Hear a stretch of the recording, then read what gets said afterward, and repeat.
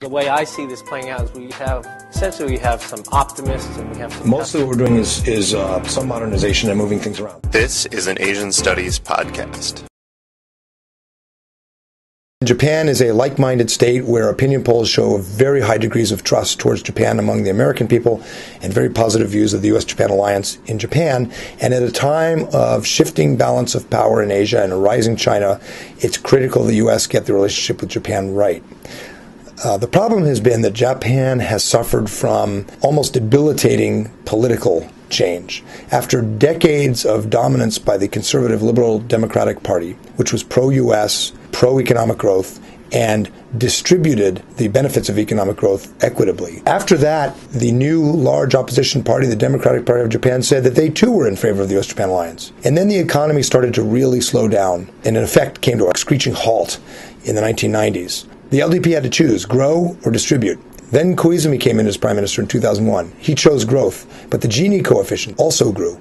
And in a backlash against that, the Democratic Party of Japan came in 2009, promising distribution. But it couldn't work. Japan's debt was too big, and the Democratic Party of Japan was a failure. Their third prime minister, Mr. Noda, is likely to lose office in an election scheduled for mid-December, and will most likely be succeeded by Shinzo Abe. This is a lot of fluidity, a lot of change. An ally that's strong, but an ally whose future is still being debated. What will Japan do about nuclear power after March 11th?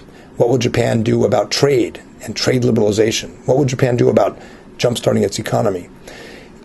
The Obama administration has followed the basic strategy set by Clinton, Bush, and now Obama of engaging China but maintaining a healthy balance of power by strengthening our alliances and partnerships, beginning with our most significant ally in the region, Japan. But how will the Obama administration work with Japan as a new government comes in? There's a term in Japanese called gaiatsu, foreign pressure, which is how the U.S. dealt with Japan throughout much of the Cold War. We don't want to go back to that.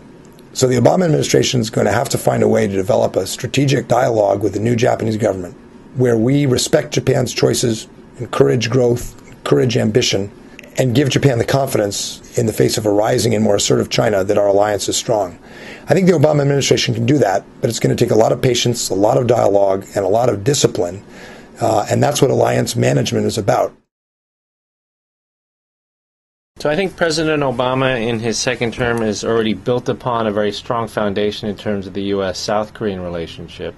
The challenge, of course, is that we're having elections in South Korea as well in December and a new president inaugurated in South Korea in February. A new South Korean president will mean a new dynamic and both opportunities and challenges in the relationship. In the end, I think the test of the relationship has been the strong foundation between two democracies in this part of the world. And in that sense, leadership does matter, but it's not the only thing that matters. In terms of North Korea, the administration, I think, has been burned by North Korea twice in its first term in office, and therefore probably will approach its policy towards the regime in North Korea very cautiously in its second term in office. There's much less optimism, I would say, and much less enthusiasm that they bring into a policy with North Korea as they may have brought in their first term in office. So on this front, I think we just have to watch, wait, and see what sort of signals come out of Pyongyang. And then the administration, I don't think, really is in a position to take any sort of initiative with North Korea, but really is in a mode where it wants to see if there is any interest on Pyongyang's part to engage with the United States now that they know they're going to be dealing with the same leader for the next 4 years. So there we'll just have to wait and see.